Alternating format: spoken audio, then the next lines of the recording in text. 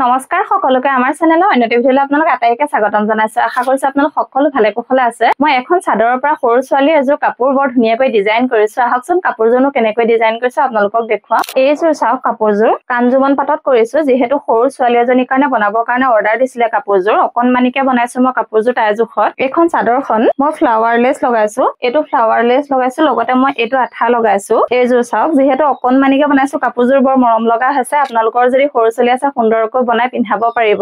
মই লগতে ৰঙা দহি বাটি দিছো। যিহেতু ফুলখিনি ৰঙা দিছো, দহিখিনি মই ৰঙা বাটি দিছো।